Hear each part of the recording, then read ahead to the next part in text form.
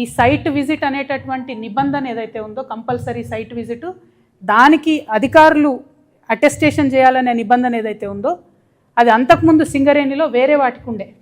అంటే coal handling యూనిట్స్కి, coal washer యూనిట్స్కి, కన్వేయర్ బెల్ట్స్కి, వాటికి ఖచ్చితంగా సింగరేణిలో ఆ నిబంధన ఉండే.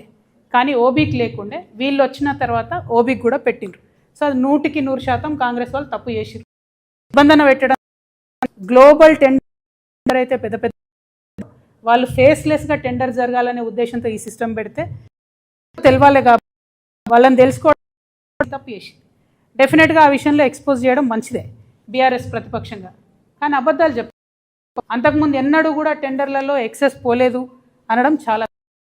ఇప్పుడు ఇంకో కామెడీ ఏంటంటే గుంటనక్క గారు, అదేవిధంగా నమస్తే తెలంగాణ, అదేవిధంగా టీ న్యూస్, అదేవిధంగా కేటీఆర్ గారు మొత్తం ఎంతసేపు దీన్ని ఎట్లా చేస్తున్నారంటే స్మాల్ ఫిష్ను వదిలేసి బిగ్ ఫిష్, చిన్న చేప పిల్లను పట్టుకున్నట్టు అని కాపాడుతున్నారు.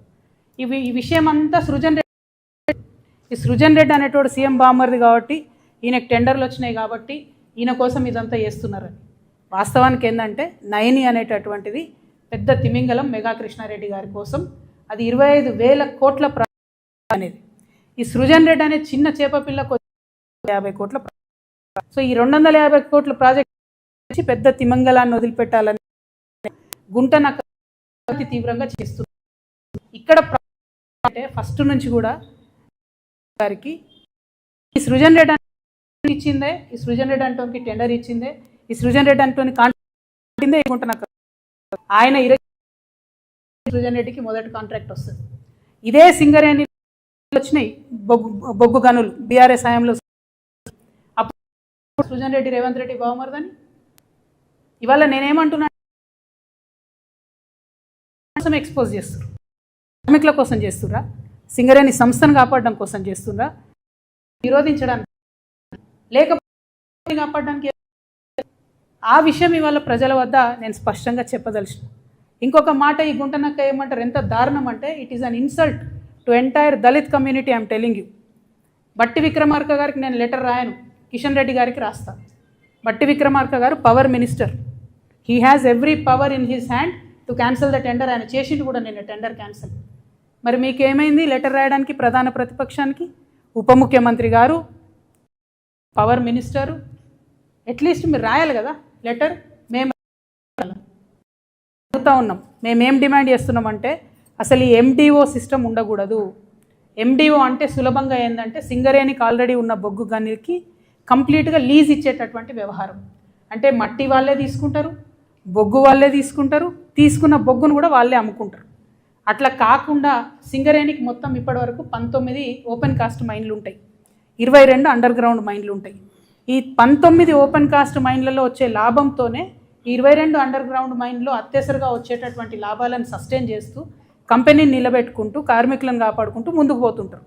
ఇప్పుడు ఉన్న మైన్లన్నీ మీరు వేరే వాళ్ళకి ఇచ్చేస్తే, ఆ ప్రాఫిట్ అంతా వేరే వాళ్ళకి వెళ్ళిపోతే సింగరేణికి ఏం మిగులుతుంది?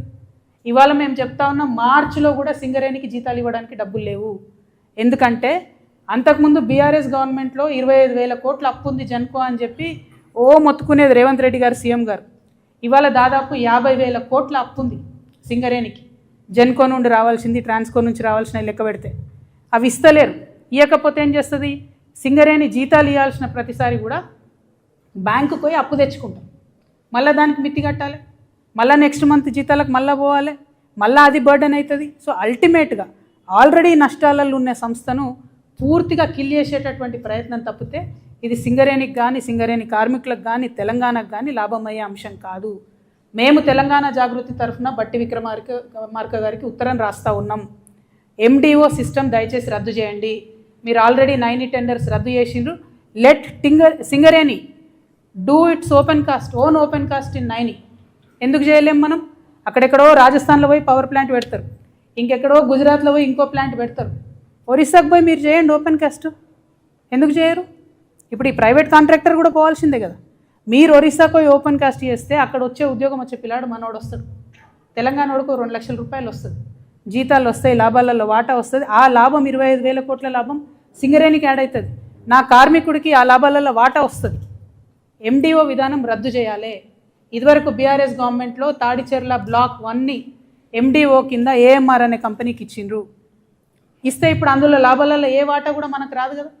అది జెన్కోకి ఇచ్చిండ్రు, జెన్కో నుంచి ఏఎంఆర్కి ఇచ్చిండ్రు. ఏదొచ్చినా ట్రాన్సాక్షన్ వాళ్ళకైతే మనకు పీనట్స్ వస్తాయి లీజ్ అమౌంట్. కోల్ అమ్ముకునే డబ్బు రాదు. మళ్ళీ ఘోరమైన విషయం ఏంటంటే తాడిచెర్ల కూడా గ్రేడ్ 9 కోల్. 9 కూడా చాలా మంచి గ్రేడ్ కోల్. 6,000 పైచీలకు ఒక టన్నుకు ధర వచ్చే కోల్, 4,000 3,500 వచ్చే కోల్ కాదు అది. దీన్ని 25 సంవత్సరాలకు మీరు ఆ పెద్ద తిమింగలానికి కట్టబెట్టే ప్రయత్నం చేస్తున్నారు. కాంగ్రెస్ పార్టీ యొక్క అవినీతిని గమనిస్తూ ఉన్నారు తెలంగాణ ప్రజలు. దయచేసి ఈ విధానాన్ని రద్దు చేసుకోండి. ఈ టెండర్ మీరు ఆల్రెడీ క్యాన్సిల్ చేసి అట్లనే ఉంచండి, క్యాన్సిల్ చేయండి. కానీ at the same time BRS యొక్క డొల్లతనాన్ని కూడా మేమందరం కూడా గమనిస్తూ ఉన్నాం. దాన్ని కూడా ప్రజలకు ఎప్పటికప్పుడు చెప్తూనే ఉంటాం. అబద్ధాలు చెప్పకండి. మీరు కాంగ్రెస్ని క్రిటిసైజ్ చేయండి, టెండర్లు రద్దు చేపియండి. కానీ ఏదో అంతకుముందు మేము మొత్తం చేసేసినాం కరెక్ట్గా, ఇప్పుడు అన్యాయం జరుగుతుంది అన్నటువంటి విషయాన్ని చెప్పకుండా వాస్తవాలు మాట్లాడితే బాగుంటుందని నేను కోరుతా ఉన్నా. ఇక గుంటనక్క గారు ఏం చేసిర్రు, నేను బట్టి విక్రమార్క గారికి రాయను కానీ కిషన్ రెడ్డి గారికి రాస్తా అని చెప్పారు. ఇన్నేళ్ళు పాలిటిక్స్లో ఉన్నారు కదా, ఇంత అనుభవం ఉంది కదా. రాష్ట్ర ప్రభుత్వం రికమెండ్ చేయకుండా సిబిఐ వస్తుందానండి? రాష్ట్ర ప్రభుత్వం అడగకుండా సిట్టింగ్ జడ్జి వస్తాడా? అంటే జస్ట్ షో. ఇక్కడ నుండి గుంటనక్క గారు మాట్లాడతారు, అక్కడ నుండి కిషన్ రెడ్డి గారు రెస్పాండ్ అవుతారు. రెస్పాండ్ అయ్యి వెంటనే మేఘాల మీద ఒక కమిటీ వేసిరు. ఈ కమిటీలో ఒక మేడంని పెట్టిరు. ఆమె పెద్ద ర్యాంక్ ఉంది, ఆమె చేసినా కూడా బాగుంటుంది. కానీ ఇంకొక ఆయనని పెట్టినరు, మారుపల్లి వెంకటేశ్వర్లు అనేటటువంటి వ్యక్తిని పెడితే వారు AGM rank, assistant general manager rank. ఆయన ఇక్కడ నుండి కోల్ ఇండియాకు పంపించారు. ఆయన ఆల్రెడీ అసిస్టెంట్ జనరల్ మేనేజర్. ఆయన ఇక్కడికి వచ్చి ఎవరిని అడుగుతాడు చెప్పు? తప్పు చేసినావు అని సీఎండీని అడుగుతాడు. ఆయన సీఎండీ గారితో మాట్లాడతాడా? మాట్లాడిన రిపోర్ట్ ఇస్తాడా? ఎందుకంటే ఈయన డిప్యూటేషన్ మీద పోయిండు, అయిపోయినాక మళ్ళీ వచ్చి సింగరేణిలో పనిచేయాలి. ఇది ఎందుకు వేసినట్టు అసలు ఈ కమిటీ అన్నది అర్థమవుతలేదు. కిషన్ రెడ్డి అన్నగారు దీనికి సమాధానం చెప్పాలి. ఇది కరెక్ట్ కాదు. నిజంగా మీరు వాస్తవాలు నిగ్గుదేల్చాలనుకుంటే సైట్ విజిట్ కంపల్సరీ అనే నిబంధనను క్యాన్సిల్ చేయాలి. గ్లోబల్ టెండర్లు, పారదర్శకమైన టెండర్లు అన్నీ ఓపెన్ కాస్ట్ మైన్లకు సింగరేణిలో పెట్టాలి. ఎండిఓ విధానాన్ని ఖచ్చితంగా రద్దు చేయాలని మేము డిమాండ్ చేస్తున్నాం. దాంతోపాటు కిషన్ రెడ్డి గారు నేను ఇంకొక మాట డిమాండ్ చేస్తున్నా. ఆంధ్రప్రదేశ్లో బొగ్గు నిక్షేపాలు ఉన్నాయి, తెలంగాణలో కూడా మన శ్రవణపల్లిలో, అట్లనే పెనగడపలో, సత్తుపల్లిలో, కళ్యాణకనిలో, కోయగూడెంలో, మన్గూరులో కొత్త టెండర్స్ కొత్తవి ఉన్నాయి బొగ్గు బ్లాకులు. అవన్నీ కూడా ఇవ్వాలని చెప్పి నేను అవన్నీ కూడా తెలంగాణకు సింగరేణికి అలొకేట్ చేయాలని చెప్పి కిషన్ రెడ్డి గారిని నేను డిమాండ్ చేస్తూ ఉన్నాను.